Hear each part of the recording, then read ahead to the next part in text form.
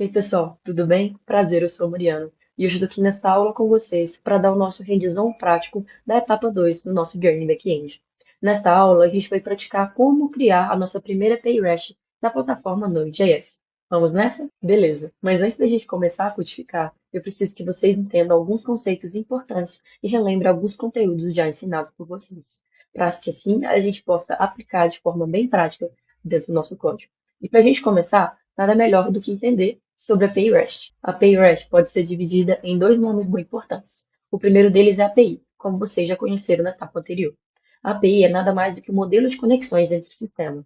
Muito nomeada como garçom, ela oferece para o cliente e para o servidor informações necessárias para ambas as partes. Já o REST é nada mais do que um nome criado para poder definir um padrão arquitetural. Ele permite que a web esteja padronizada e que as conexões entre diversos sistemas sejam feitas de uma maneira mais fácil. Agora que vocês entenderam o que é a API REST, vamos entender aonde que ela está inserida, que é nada mais do que o nosso protocolo HTTP. O protocolo HTTP possui quatro características muito importantes, que é o método, recurso, cabeçalho e corpo. O método define a ação que vai ser realizada. O recurso, aonde que a gente está definindo essa ação. O cabeçalho, como a gente quer realmente realizar essa conversa.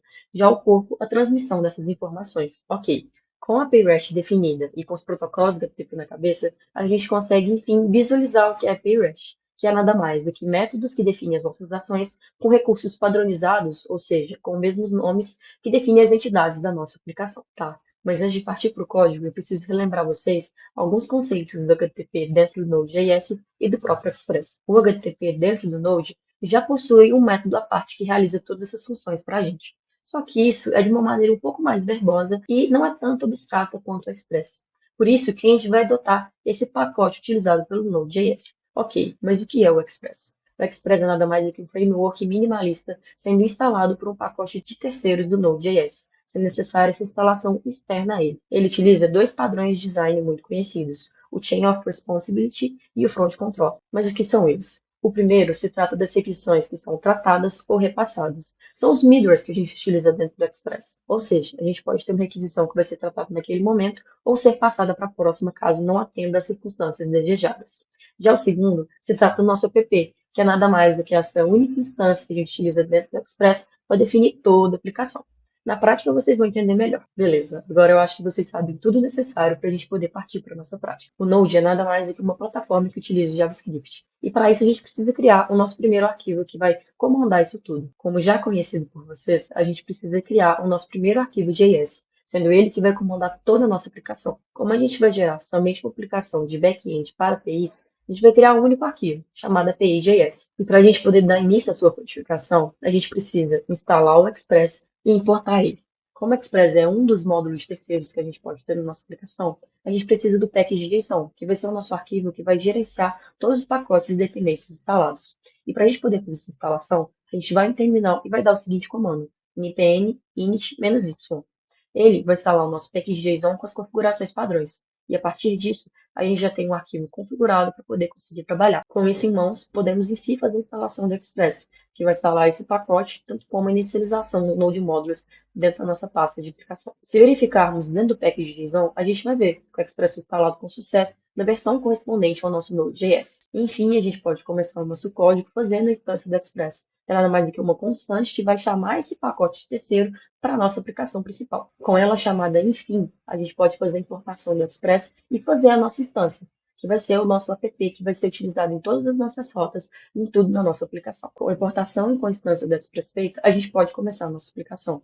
E para ela começar, a gente precisa em si preparar o nosso servidor, que vai nada mais do que escutar todas as requisições feitas em uma porta específica e vai permitir que a gente acesse o nosso navegador, o nosso Postman e consiga ter acesso ao servidor correspondente. Para isso, a gente vai criar uma constante que vai definir a nossa porta padrão para toda a aplicação.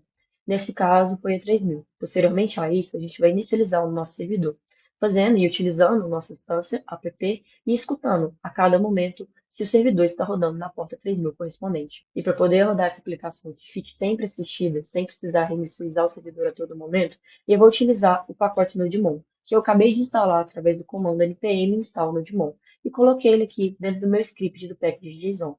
Assim, eu posso somente vir aqui no meu terminal e fazer o comando npm rundev, que eu vou encontrar o meu servidor rodando na porta 3000. Beleza, servidor rodando, aplicação iniciada. Agora, enfim, a gente pode partir para o código. Mas o que a gente vai fazer nela? A nossa aplicação vai se basear na manipulação de um array de JavaScript a partir de seus métodos, como find, push e splice. A gente não vai ter o uso de persistência de dados, ou seja, banco de dados não vai ser uma preocupação de vocês agora. E a gente vai trabalhar com 5 rotas muito básicas, que vai ser no uso de get, post, put, debit. Nessa pequena exemplificação, vocês vão entender ainda mais sobre o conceito de API REST. Se vocês observarem, a gente tem o mesmo nome de recurso para todas as 5 rotas. O que difere em algumas é o uso do parâmetro ou não, como também o método, que vai definir a sua ação, como o envio de uma resposta, como a busca de informações, ou a deleção, alteração, criação, que seja. E é isso que a gente vai fazer a partir de agora. A primeira rota que a gente vai criar vai ser a rota app-get, que vai listar todos os usuários presentes. E para poder fazer a nossa criação do banco de dados, eu vou fazer nada mais do que a declaração do meu array, que vai ser um array de objetos com os parâmetros de id e nome. Sendo um array muito simples, que vai nada mais do que armazenar um array de objetos, ele também vai ter uma variável auxiliar, que vai ser o nextID, já que o nosso ID tem que ser sequencial. Agora sim, a gente pode dar início aos nossos métodos. E o primeiro deles vai ser o método get, que vai listar todos os nossos usuários presentes dentro desse array de memória. Beleza, base de dados definidas. A gente pode, enfim, aplicar as nossas APIs. Elas irão utilizar um content type muito definido, que é o application JSON. E para isso, a gente vai utilizar um pequeno middleware dentro do Express, que vai transformar todos os nossos corpos de requisição no formato JSON, para não ter nenhum problema. Para isso, a gente precisa declarar dentro do header das nossas APIs o formato content type no formato JSON. Porque se isso não ocorrer, o retorno que a gente vai obter é undefined, já que isso não está especificado dentro da nossa aplicação. Essa interpretação no formato JSON é feita de uma maneira muito simples através de um middleware do Express, que nesse caso a gente vai utilizar o app user express.json. Isso vai transformar todo o rec.body no formato JSON, como especificado para vocês. Agora a gente pode, enfim, criar a nossa primeira rota, que vai ser aquela que vai buscar todos os dados da nossa API, a rota para obter todos os usuários. Ela é feita através de uma maneira muito simples. Ela vai nada mais do que utilizar o nosso recurso padrão e users e buscar todos os dados, como está exemplificado aqui.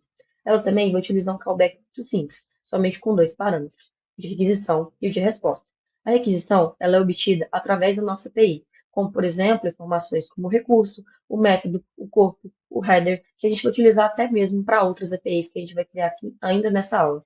Já a resposta que a gente vai enviar para o nosso cliente posteriormente à finalização desse método. Falando em resposta, a gente pode dizer que esse método ele é formado basicamente por uma resposta e por um status code definido. O status code, nesse caso, foi 200, porque cada resposta obtida com sucesso tem esse mesmo formato. Já o JSON Users define nada mais do que o formato que deve ser enviado como resposta, como a gente definiu lá em cima. Enfim, a gente criou nossa primeira API, feita de uma maneira muito simples. A segunda já não se difere muito. Ela é criada de uma maneira muito similar. Entretanto, ela possui uma nova informação, que nesse caso é o parâmetro. Como expliquei para vocês, cada API possui características de requisição e respostas. As características que advêm do parâmetro, que seria, no caso, esse 2 pontinhos id, advém dessa API. E através da requisição, que a gente vai conseguir encontrar qual parâmetro é esse para poder utilizar dentro do nosso código. Mas tá, o que seria o parâmetro? O parâmetro é nada mais do que uma variável dinâmica. Ele define a variação que essa rota pode ter. Então, por exemplo, a gente pode utilizar essa rota para buscar inúmeros usuários, inúmeros produtos dentro de uma própria aplicação. Isso define um conceito muito importante dentro das API RESTs, que elas serem stateless, ou seja, sem status. Com esse conceito em mente, o que a gente vai fazer? A gente vai utilizar o conceito de requisição, buscar o seu parâmetro e buscar o nome correspondente a esse parâmetro, que nesse caso foi o ID. A partir disso, a gente vai utilizar o método parseInt para poder identificar ele como um número int. Assim, a gente vai ter uma constante com o nosso ID armazenado, podendo ser utilizado posteriormente dentro do nosso código. E esse uso vai ser essencial para definir dentro do array aonde que está o nosso usuário a ser encontrado. Esse usuário vai ser buscado através do método JavaScript find, que faz nada mais do que uma busca dentro do array correspondente a alguma característica específica. Nesse caso, a gente está dizendo que, dentre todos os usuários presentes, a gente vai identificar qual deles possui ID correspondente à nossa constante de ID. Como relembrado por vocês, dentro do protocolo HTTP, a gente tem o status code, e eles são muito importantes para boas práticas da manipulação das APIs. E para isso, a gente precisa fazer que o nosso código respeite isso.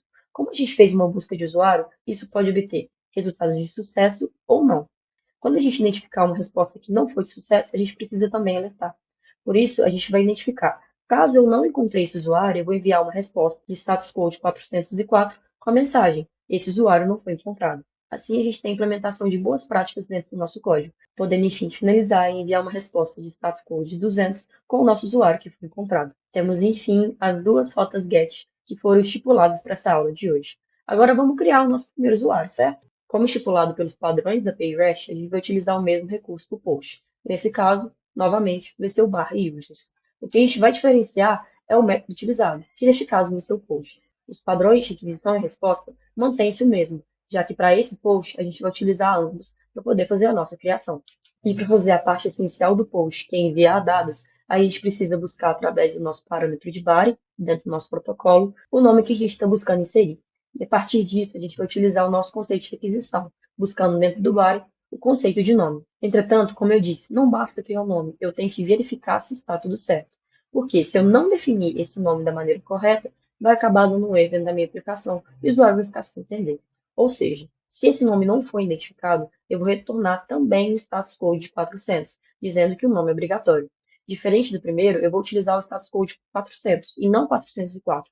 404 é quando eu não encontro algo. 400 é quando eu tinha algo que foi obrigatório e não foi utilizado. Por fim, eu posso criar um meu objeto, que vai se chamar NewUser. Ele tem dois parâmetros, como eu expliquei para vocês, que é o de ID e o de nome. O ID, como é sequencial, eu vou utilizar aquela variável definida anteriormente. E o nome vai ser esse, que eu encontrei aqui em cima, dentro do meu RecBody. Como eu uso o conceito de arrays e não persistência de dados, eu vou somente utilizar o método push dentro do JavaScript para poder inserir esse novo usuário no final do meu array, presente dentro dessa minha memória.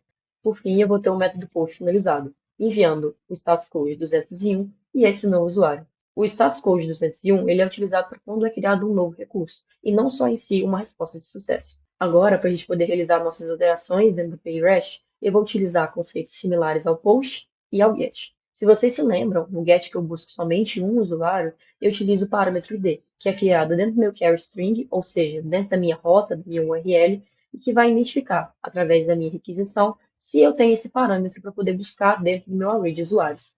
Aqui funciona de modo muito similar, então não vou nem adentrar. E para poder seguir boas práticas, eu vou fazer 3 validações e 3 buscas. A primeira vai ser a busca do ID desse usuário, fazendo correspondentemente a sua validação. A segunda vai ser o index desse usuário. O index seria nada mais do que a posição em que ele se encontra dentro do meu array de memória.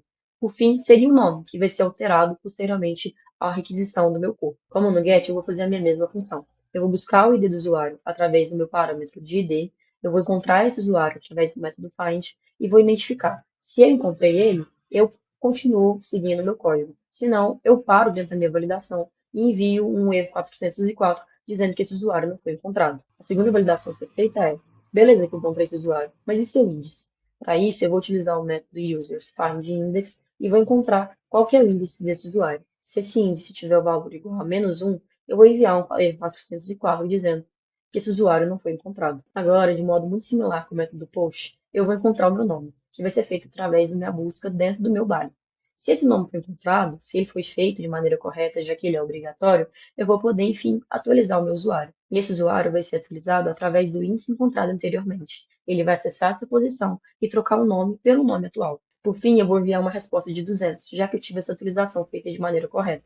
Lembre-se que eu não estou utilizando 201, já que eu não criei nada novo, eu somente atualizei. O último método, por fim, é o método delete. Nele, eu vou fazer de uma maneira também muito similar com o método put. Eu vou ter requisições e respostas. E o que vai diferenciar nisso tudo é somente o que eu faço no final dessa minha rota. Beleza, o nosso código está aqui. Pronto. E o que ele está fazendo? Eu estou encontrando meu usuário, eu estou encontrando meu index, eu estou validando se esse index existe. Se esse índice não existir, eu estou enviando uma resposta 404 dizendo que o meu usuário não foi encontrado. Aí, somente que eu faço a minha modificação. User, splice, user index, na posição 1. E o que essa linha específica está fazendo? Ela utiliza um conceito do JavaScript que também está somente alterando essa posição e removendo ele. Beleza, meu código está aqui, totalmente pronto. E o que ele está fazendo? Se vocês separarem, eu estou fazendo funções similares que eu fiz anteriormente. Eu estou buscando o meu usuário, eu estou encontrando seu index, validando se esse index realmente existe. Pois caso ele não existe, eu estou enviando um E404 dizendo que esse usuário não foi encontrado. E caso isso não aconteça, eu estou fazendo a minha ação final. E qual que é a minha ação final? Além de estar encontrando qual foi o meu usuário deletado, eu estou retirando ele do meu array através do método splice. Com isso, eu estou enviando uma resposta de status code 200 com a mensagem usuário deletado com sucesso. Por fim, eu tenho minha PayRest finalizada. podendo testá-la em aplicativos como o Postman. E é isso que a gente vai fazer agora. Beleza, a primeira coisa que eu quero mostrar para vocês é a minha requisição sem nada, ou seja, sem nenhum recurso especificado. Se vocês analisarem o código que a gente fez anteriormente, eu não especifiquei nenhum recurso para a rota bar, para minha rota home. Ou seja, está ocorrendo o erro 404 aqui. Agora, se eu enviar com o recurso users, eu vou ver que eu vou obter uma resposta de sucesso. Só que o array está vazio, porque a gente não criou nada até um determinado momento. E o que eu vou fazer aqui agora? Como eu falei para vocês, o meu Express está fazendo uma validação aqui. O meu body tem sempre que ser feito através do método application.json.